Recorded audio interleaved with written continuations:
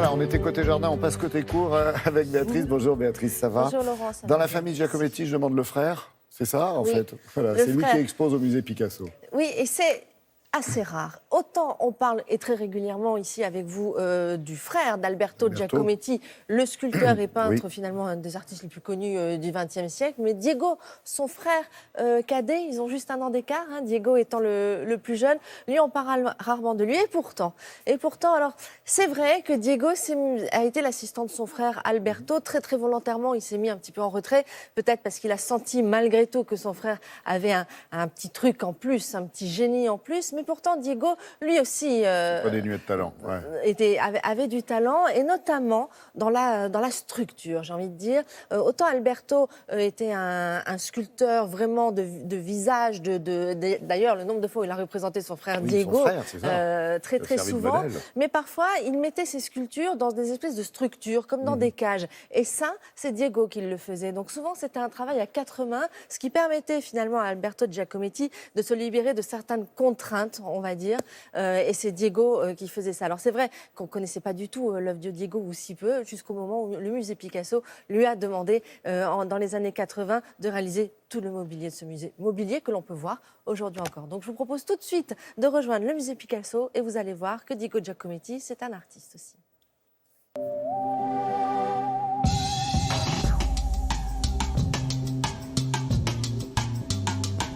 Lorsque Dominique Bozzo, le premier directeur du musée Picasso, fait appel à Diego Giacometti, c'est pour avoir ce rôle justement de liaison entre l'art moderne de Picasso et le décor sculpté du XVIIe siècle de l'Hôtel Salé, qui est donc l'hôtel particulier qui abrite le musée Picasso.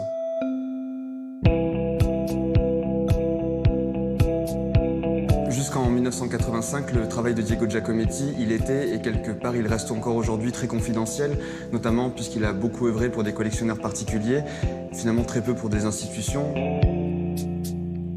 On montre dans l'exposition le mobilier qu'il a réalisé pour le musée Chagall à Nice ou pour la Fondation Mag à Saint-Paul-de-Vence.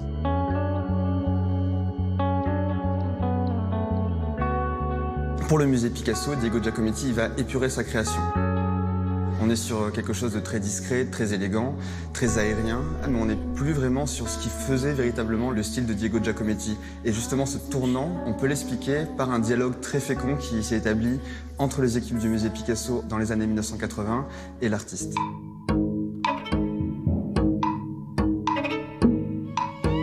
Dans son travail, on retrouve une imagerie qui peut à la fois évoquer des temps très anciens, à l'art étrusque, l'art égyptien, mais on retrouve aussi cette linéarité, ce côté très géométrique et esthétique qui est typique de l'art du XXe siècle.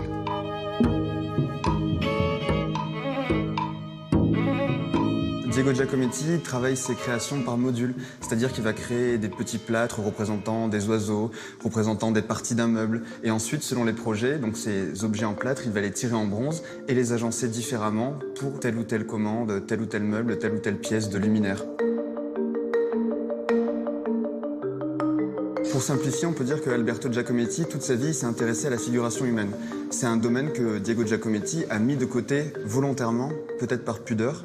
Et lui, il s'est plutôt emparé du monde végétal, du monde animal. Et malgré tout, dans le modelé des œuvres, dans la façon qu'il a d'imprimer son empreinte dans le plâtre en cours de formation, on retrouve quelque chose qui lie finalement la production des deux frères. L'une des découvertes majeures qui a été faite pour l'exposition, c'est la redécouverte des photographies qui ont été prises par Laurence Berton-Marseillac, qui était documentaliste à l'ouverture du musée Picasso.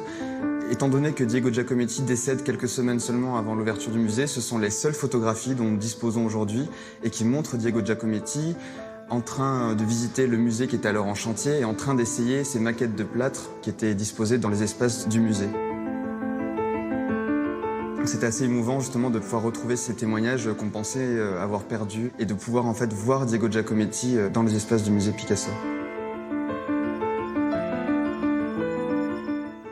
Cette exposition, c'est quand même un événement. Hein, oui, c'est un événement parce que c'est vrai qu'on croise son mobilier parfois. Si vous avez effectivement l'occasion de fréquenter le musée Chagall à Nice, la Fondation Mag à Saint-Paul-de-Vence, ou voilà, sans savoir forcément que c'est lui et qu'on est assis sur des œuvres d'art. Et pourtant, c'est le cas. Diego Giacometti, qui avait été un petit peu dans l'ombre de son frère, et après la mort de son frère dans les années 70, effectivement, s'est intéressé un petit peu plus à lui. Mais c'est une expo très touchante parce qu'on le voit, il y a beaucoup de photos, elle est très documentée, et ça, on ne l'avait pas vu, ça, ces documents-là. Donc, je vous conseille d'aller au musée Picasso. Hein, puis il y a une autre expo, on en a parlé, Guernica en ce moment, donc il y a beaucoup de choses à voir en ce moment là-bas. Celle-ci, c'est jusqu'au 4 novembre. Celle-ci, c'est jusqu'au 4 novembre. D'accord. Merci beaucoup, Merci. Béatrice.